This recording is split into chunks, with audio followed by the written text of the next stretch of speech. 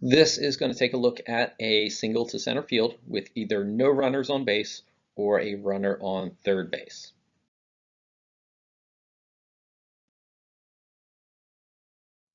So the ball gets hit to center field. Let's take a look at where everybody needs to go. Now, if there is a runner on third base, this might change a little bit. Most players are going to stay in the same spots they are on the screen now. The only real difference might be if we have a chance or a need for a play at the plate, the catcher is going to stay and cover home plate.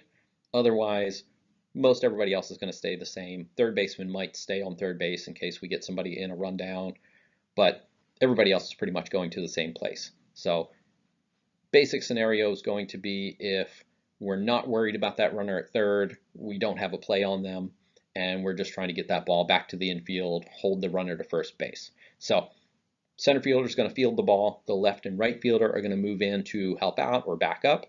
Shortstop should move out to be the cutoff. If it's maybe a little bit further over, maybe the second baseman does that, but second base and shortstop need to communicate about that. Generally, having the shortstop do it is probably a better bet for center field, just on average. Have the second baseman or shortstop cover the base. Most of the time, probably second baseman is the better choice.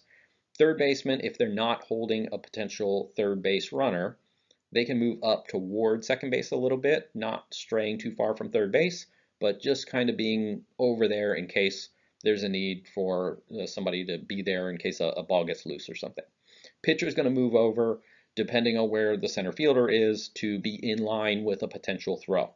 So if the center fielder is right up the middle, they can probably just stand near the pitcher's mound. If they're closer to right field, they're going to move more to the third base side. Just make sure they get lined up. First baseman's going to stay at first, maybe move a little bit to the inside of the bag. If there's a chance that we can get that runner on a throw to first baseman needs to be there to field that. So they need to stick around.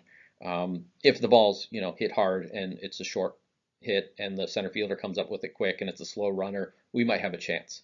But generally, we're just looking to get that ball back to the infield. The catcher, if there's a play at the plate, needs to stay home. Otherwise, the general rule is they're going to run kind of up the line with the runner as a backup for first base, or just to kind of keep an eye and make sure that that runner is able to touch the base and doesn't try to advance, and they can kind of be the eyes a little bit and let everybody know what's going on. With all of these situations, we just want to make sure that we have a nice line of people covering bases, cutoffs, and backups. So let's take a look at what that is. So you see here, straight line between center field, shortstop, second baseman, and pitcher. That's ideally what you want to have. Shortstop is the cutoff, second base is covering the base. That's ideally probably where the ball's going to go, and then pitcher is the backup. First baseman or catcher is also available as a backup if the ball gets past everybody.